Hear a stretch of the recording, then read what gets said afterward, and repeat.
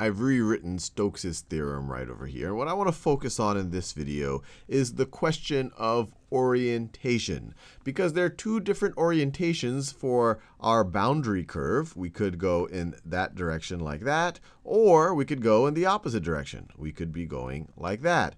And there are also two different orientations for this normal vector. The normal vector might pop out like that, or it could actually go into the surface like that. So we have to make sure that our orientations are consistent. And what I want to do is give you two different ways of thinking about it. And you might think of others, but these are the ones that work for me. In order for Stokes' theorem to hold, we have to make sure that we're not actually picking the negative of one or the other orientations. And so the easiest way for me to remember it is if the normal vector is, let's say it goes in that direction. And if you have some hypothetical person traversing the boundary of our surface, and their direction is pointed, and their head is pointed in the same direction as the normal vector. So this is the normal vector. So their head is pointed in the exact same direction as the normal vector. So, or you could say maybe their body, or really their head. So that's them. Then the direction that you would have to actually traverse the boundary is the direction that would allow this person to keep the surface to their left.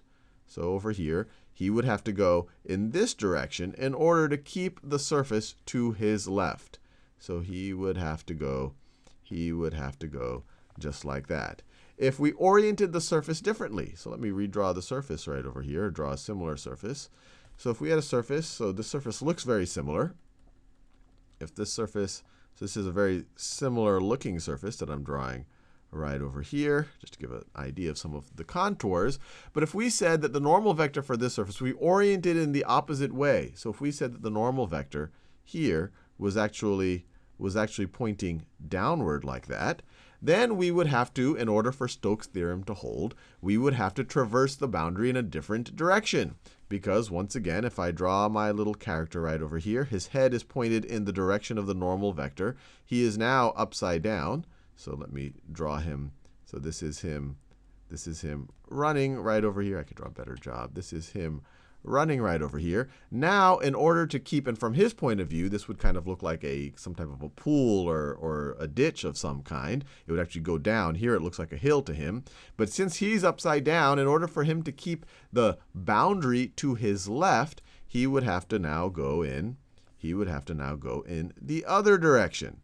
So depending on the orientation of your normal vector, or which is really the orientation of your actual surface, will dictate how you need to traverse the path. Now, another way to think about it, and this idea was introduced by one of the viewers on YouTube, but it's a valid way of thinking about it, is to imagine that the surface is a bottle cap. And so let me draw some type of a bottle over here. So let me draw a bottle. So this is, you can imagine some type of a glass soda bottle. So, but what we really care about is the cap of the bottle. So make it feel like it's glass. So there, that's our bottle. And let me draw its cap. Let me draw the cap of the bottle, because that's what we care about. We can kind of imagine that being the surface. So this is the cap of our bottle. And you just need to think about, well, which way would I have to twist the cap in order to make the cap move up, in order to take the cap off?